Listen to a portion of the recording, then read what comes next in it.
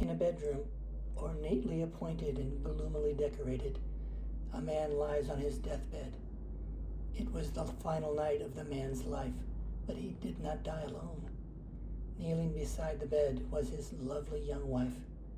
Eyes bloodshot and red with tears, the woman was still lovely to his fading sight. Desperately, she clings to his withered right hand as she could hold him to this life.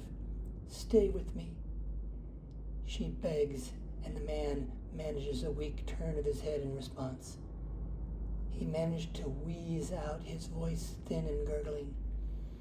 "I am afraid I cannot. Forgive me." With the last of his strength, the man reaches under his shirt and with his free hand produces an iron key which he presses into the woman's hand. "The burden is now yours to bear." The man's last word breaks off into a gurgle, and after a few last moments of desperate struggle for life, he surrenders to the inevitable and dies. The woman clutches the key and nods in acceptance of the man's last request, then collapses into grief. The woman, although racked with grief, ventures into a maze of dark hallways, lantern in one hand, the key in the other. She is alone, but as she did not know what it was that she would find down here, she comes at last to a heavily barred door which opens at the turn of the key. Mounds of coins sit on the floor in roughly organized piles, and more than one magical item sits on stands and figurine mannequins. The woman spends the next few minutes walking around the room, a mixture of wonder and confusion on her face.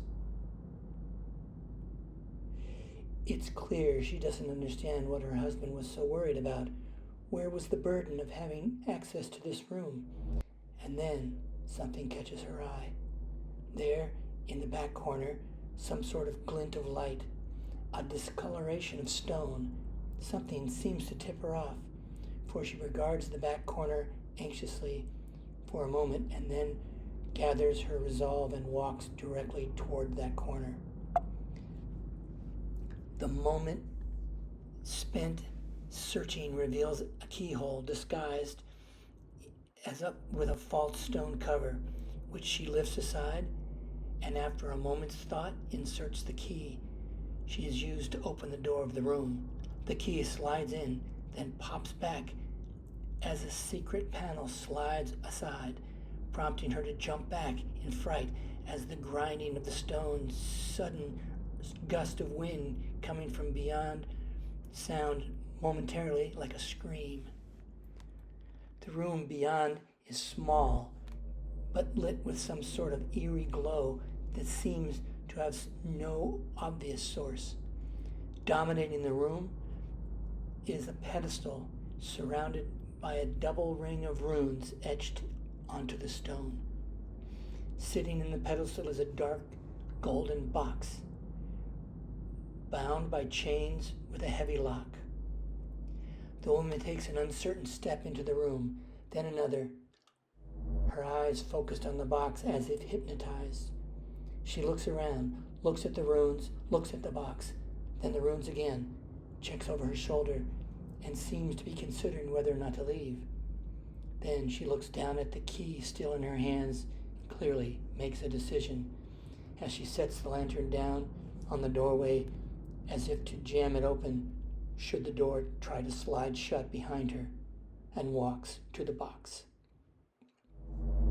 Key held in front like a sword.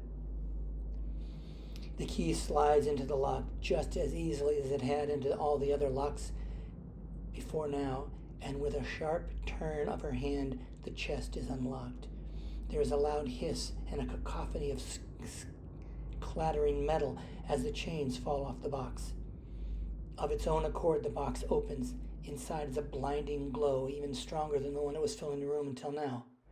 A jagged circlet of metal and bone, reminiscent of the jaws of an unknown but vile beast, rests there. Her courage finally failing her, she turns to run, but is frozen in place as the light within the box twists and leaps toward her. It surrounds her. She is lifted off her feet, her body spasming uncontrollably as the light forces its way into her through her eyes, ears, and nose. She opens her mouth to scream, and the light pours down her throat. And then, just as abruptly, the light snaps off. She drops to the floor, one arm flailing into the box as she falls, sending it clattering down off the pedestal, tumbling out to land beside her. She lies on the floor, comatose for an uncertain amount of time. Then finally, she stirs. She looks around in confusion, then spots the circlet lying on the floor next to her. Everything will be all right, she murmurs to herself as she reaches out, picks up the headpiece, and places it firmly down onto her head.